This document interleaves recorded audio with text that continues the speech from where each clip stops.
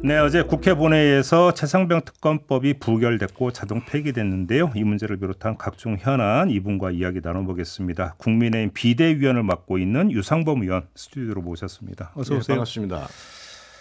자, 어제 표결 결과 예상대로다 이렇게 평가를 하시는 건가요?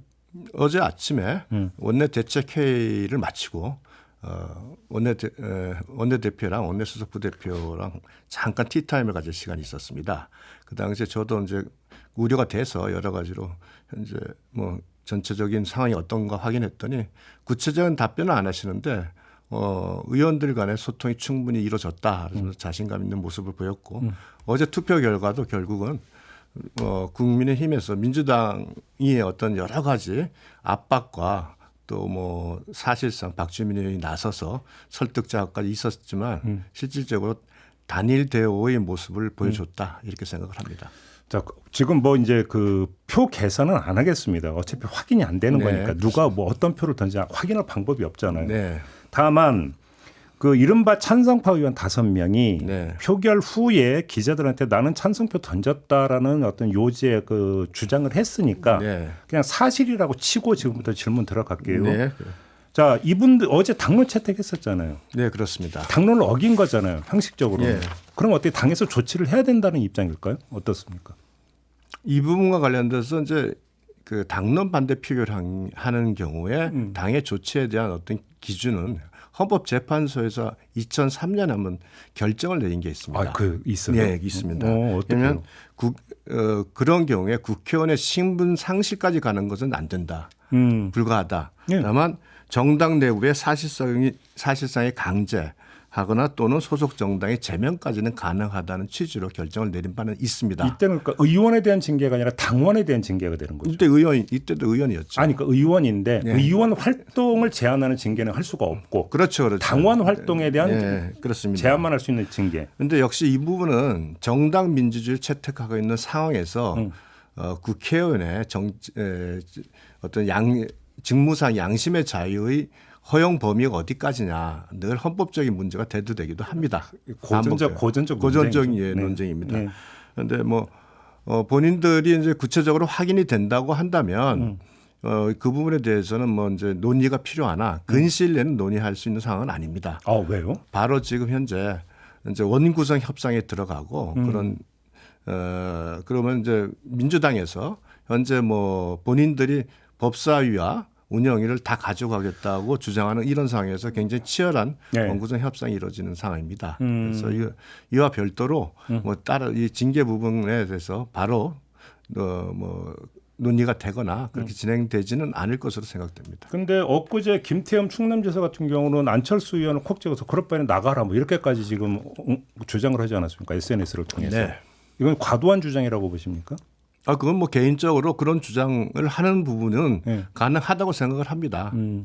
이 부분에 대해서 분명히 의총에서 제가 2차례에 걸쳐서 충분하게 이 사안에 갖고 있는 문제점, 그다음에 특검 추진의 문제점, 이거 다 설득을 했고 여러 가지로 많은 총의를 모았는데 뭐 그런 서로 아주 다른 의견을 나타내니까 그런 의견을 주장을 할 수는 있죠. 알겠습니다. 네. 그 의원총회에서 그럼 이른바 찬성파 의원 5명 혹시 발언을 한 적이 있습니까 어제? 없습니다. 긴급의총회 때? 네, 없습니다. 발언을 일치 안 했고. 네, 없습니다.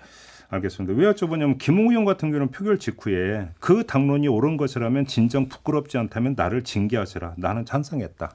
이렇게 발언을 했기 때문에 어떻게 될지 좀 궁금해서 여쭤봤고요. 만약에 정말로 그 찬성파 의원 5명이 공원대로 찬성표를 던진 거라면 꼭 그만큼 야권에서 이탈표가 있었다고 지금 해석을 할 수밖에 없거든요. 이 점은 어떻게 생각을 하십니까? 뭐 충분히 그 말씀이 타당하죠. 저희들이 이제 전부 찬성표를 던졌다면 사실은 저희가 무소속 포함 115표 중에서 이제 100표가 나와야 되는데 111표가 나왔습니다. 부결이. 110표가 나와야 되는데 111표. 네. 그렇다면은 사실은 무효표까지 하면은 상당히 그 야당 쪽에서 이탈표가 있다 이렇게 봐야 되는 거 아니겠습니까? 그래요. 오히려 그러면 상처는 국민의힘이 아니라 야권에서 났다 이렇게 보시는 거예요? 저는 그렇게 봅니다. 그럼에도 불구하고 그러니까 5명의 이탈은 있는 거니까. 예. 여당 입장에서 상처는 상처죠, 사실은. 뭐 이미 공개된 부분이고 중요한 거는 이제 네.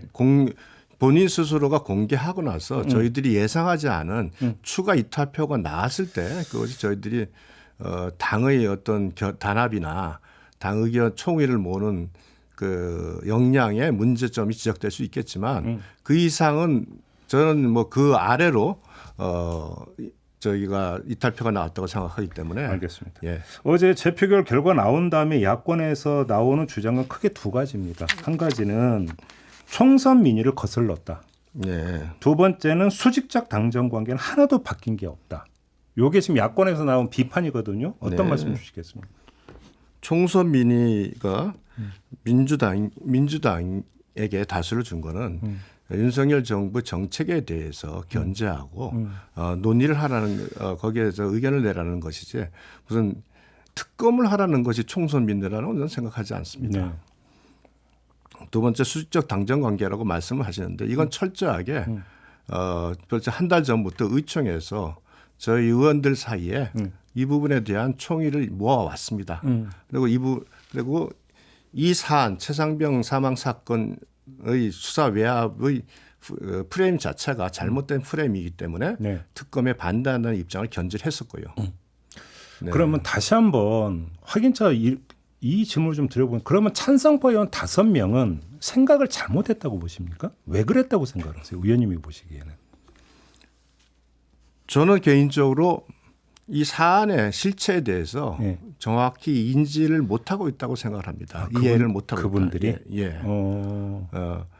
첫째 수사 외압이라는 프레임이 이제 이 최상병 사건에서 민주당 및 시민단체가 주장하는 부분인데 이 프레임이 작동을 하려면 두 가지 조건이 필요합니다. 하나는 국방부 장관이 구체적인 지휘권 행사가 부적법했다. 또는 수사 자체에 영향을 미쳤다. 즉 수사 과정에서 증거에 반한 사실 인정을 하거나 또는 특정인을 조사하지 못하게 하는 부당한 지휘를 했다는 점이 하나 있어야 되고요. 두 번째는 가장 중요한 게 군사 경찰이 이 사건을 조사하는데 수사를 할 수 있는 권한이 있어야 됩니다. 그러나 아시다시피 군사법원법상 사망에 이르는 범죄는 군사경찰에는 수사권이 아예 없습니다. 군사경찰이 수사를 했다면 이는 권한 없는 수사를 한 것이고 이 수사의 결과물은 불법적 수사 결과물입니다. 그럼 이건 증거로 쓸 수가 없는 거예요. 그럼 여기서 수사 외압이 되려면 그럼에도 이 군사경찰의 조사가 적법하다고 우리가 판단하면 최소한 어느 정도 이 사건은 경찰과 협력 관계에서 이첩을 위한 기초 조사를 한 행위로서 보는 것으로서 인정한다면 적법하다고 할 수 있는데 그 과정 속에서 수사 조사 과정에서는 어떠한 영향도 미친 게 없습니다. 네. 그러면 이첩을 하는 과정에서 이첩 보류 지시를 했는데 이첩 보류 지시는 그것이 부당한 지시가 아니거든요. 알겠습니다. 근데 그 찬성파 가운데 김웅 의원은 검사 출신이고 최재형 의원은 판사 출신인데 그 법리도 몰라가고 그렇게 했을까요? 그래서 저는 제가 보기에는 그 부분에 대해서는 최재형 의원은 법리적으로는 우리의 주장이 맞다고 했습니다. 알겠습니다. 네. 예. 어제 그 저녁에 나온 뉴스 보셨죠? 그러니까 8월 2일에 윤석열 대통령이 이종섭 당시 국방장관과 3차례 통화한 기록이 나왔다라는 네. 보도가 있었어요. 네. 어떻게 그 이 성격을 규정을 해야 되는 걸까요? 그럼 규정할 게 뭐 있습니까? 그게 업무 차원이었다? 그렇죠. 제가 말씀드리잖아요. 제일 중요한 부분은 국방부 장관의 지휘권 행사의 적법성이 가장 중요한 부분입니다. 네네. 근데 그 부분에 대해서 국방부 장관이 이첩 지시하는 것이 뭐 부당한 지시였거나 수사의 결과를 바꾸는 지시였거나 네. 이랬을 때 문제가 되는 것이지 네. 지금 저희가 그 군인권보호위원회 결정도 국방부 장관의 이첩 보류 지시는 적법했다고 판단을 했거든요. 기각의견서에. 근데 네. 업무 차원에서 통화를 한 거라면 왜 개인 폰을 씁니까? 윤석열 대통령이 업무 폰을 안 쓰고? 쓰는 방법이 다양하죠. 그걸 그런 식으로 따지게 아니 되면 왜 그러냐면 특히나 그때 당시 이종섭 당시 장관은 외국에 나가 있었잖아요. 네. 그렇죠? 그렇게 된다면 오히려 그러니까 보안 기능은 더 중요한 거 아니겠습니까?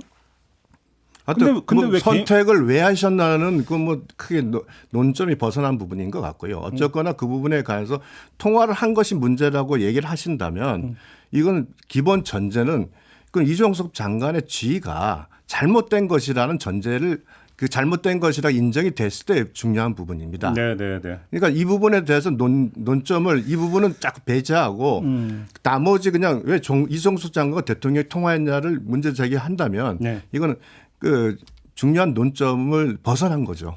바로 그날 이시원 당시 공직기강 비서관이 유재현 법무관리관하고 통화한 게 바로 똑같은 날인데 그것도 그냥 아무 상관이 없다고 보세요? 그 통화 시간은 제가 알기로는 이 이첩하고 나서 한참 뒤인 걸로 압니다. 오후 늦게. 네, 아무튼 같은 날. 네, 근데 어떤 내용인지는 저기 파악이 안 되는 상태에서 예, 그것만 가지고 예. 추측하는 것은 적절치 않다고 알겠습니다. 생각합니다. 자, 이제 야권에서는 22대 국회가 개원하면 바로 그러니까 1호로 이제 재발의하겠다라는 거잖아요. 이 특검법을. 네. 결국은 그러면 이제 국회에서의 처리 속도가 중요할 것 같고 네. 처리 속도는 결국은 법사위원장을 어느 당에서 맡느냐고 긴밀히 연동이 돼 있지 않습니까? 너무 잘하시네. 무조건 법사위원장은 절대로 내놓을 수 없다. 이게 국민의힘 입장입니까? 17대 이후에 예. 이 다수당의 어떤 입법 독재를 막기 위해서 법사위원장은 소수당 몫으로 주는 것이 관행이었습니다. 그런데 21대 들어와서 사실은 민주당이 일방적으로 18석의 상임위원장을 가져가면서 네. 결국 법사위원장을 하게 됐는데요. 국회가 이렇게 관행적으로 정한 이유는 그 선배들이 그 전에 있었던 여러 가지 오류를 수정하는 과정에서 발생한 부분입니다. 다수당이 됐다는 이유로 자기들이 원하는 법안을 그냥 밀고 가겠다는 식으로 가게 되면 결국은 의회에서는 민주당의 입법 독재, 그다음 입법 독주가 발생할 것이고, 네. 그럼 이제 행정부에서는 받아들일 수 있는 법안이 오면 거부권 행사가 또 거부권 행사할 수밖에 없지 않습니까? 이게 결국은 국정의 엄청난 낭비, 혼란만 초래할 수밖에 없다. 그래서 이런 부분은 다수당이 오히려 국가를 안정적으로 국회와 국가를 안정적으로 운영하기 위해서 소수당에게 주는 것이 맞다 이렇게 생각을 합니다. 알겠습니다. 간만에 모셨으니까 여쭤볼 게 많아서. 네. 그 이제 대표 경선 얘기 좀 여쭤봤으면 좋겠는데요. 네. 그냥 단도직입적으로 의원님 개인 견해로 한동훈 전 비대위원장이 당대표 경선에 출마하는 거에서 어떻게 생각을 하세요? 저는 지난번 방송에도 말씀을 드렸습니다만 한동훈 비대위원장이 지금 그 당대표로 출마하시면은 본인에게는 득보다는 실이 많다고 생각을 합니다. 어떤 실이 있을 수가 있어요? 한동훈 비대위원장은 아마 대선을 염두에 두고 있을 겁니다. 예. 근데 지금 이제 당대표를 되시면 우리 대선 1년 6개월 전인 2025년 9월 3일 날까지밖에 당대표를 하지 못합니다. 저희 당원 당규상. 당권대권 분리 규정 규정상. 예. 근데 지금 그거 한동훈 비대위원장이 나온다고 당권대권 분리 규정을 변경할 수는 없습니다. 네. 그러면 1년여를 하는데 아시다시피 현재 우리 국회상은 야당 192, 국민의힘 108입니다. 절대적인 그 민주당 중심의 국회 운영이 될 수밖에 없는 상황에서 당 대표로서 역량을 발휘할 수 있는 그 범위가 굉장히 좁습니다. 여기서 충분히 역량을 제대로 발휘하지 못하면 기존의 그 우호적이었던 한동훈 비대위원장에 대한 인식조도 변할 수 있고요. 그래서 저라면 이 당 대표는 요번에 안 나오는 것이 좋다는 게 제 조언이라고 할 수 있겠습니다. 연관되는 문제인데 그 백서발간 특위에서 한동훈 전 위원장을 면담하는 문제 있잖아요. 예. 장동혁 의원 같은 아주 강하게 비판을 했었는데 네. 의원님은 어떻게 생각을 하세요? 이 문제에 대해서는. 그 부분은 일단 조정원 위원장이 좀 초래한 부분이 있습니다. 특히 위원장을 맡고 나서 예. 각종 언론에 나가면서 여러 가지 인터뷰를 하는 과정에서 한동훈 비대위원장 책임론을 부각하는 듯한 오해살 발언들도 좀 있었고요. 네네네. 또 그 과정에서 당대표 출마를 암시하는 듯한 발언도 하면서 사실 상당하게 위원장을 내려와라는 비난까지 받을 정도였기 때문에 예. 아마 장동혁 전 사무총장은 기본적으로 그러한 부정적 시각에 기초해서 비판을 좀 강하게 한 게 아닌가 생각을 합니다. 그러면 그런 오해가 좀 해소가 된다면 면담을 할 수도 있다고 보시는 겁니까? 그 부분에 대해서는 철저하게 독립적으로 백서를 출건하도록 특위 위임을 했습니다. 예. 그 절차상에 예. 선택하는 것을 외부에서 하라 말하고 한다면 결국 배가 산으로 갈 수도 있지 않겠습니까? 이 부분에 대해서는 어떻게 하는 방법에 대해서는 예. 저희가 외부에서 언급하는 것은 부적절하다고 생각합니다. 알겠습니다. 지금 근데 이제 이야기되는 게 한동훈 전 위원장이 출마할 것 같다지 본인 입으로 이야기한 적은 단 한 번도 없거든요. 예. 자, 이런 어떤 행보는 어떻게 평가를 하십니까? 지금 때가 아니기 때문에 입장을 표명하지 않는 걸로 봐야 되는 겁니까? 아니면 그런 의사가 정말로 있다면 조금이라도 좀 더 구체적으로 언지는 좀 줘야 된다고 보십니까? 어떻게 생각하십니까? 현재는 고민 중인 것 같습니다. 그래요? 뭐 일부에서는 당 대표로 와서 정치적 재개를 하라고 조언하는 그룹도 있을 거고요.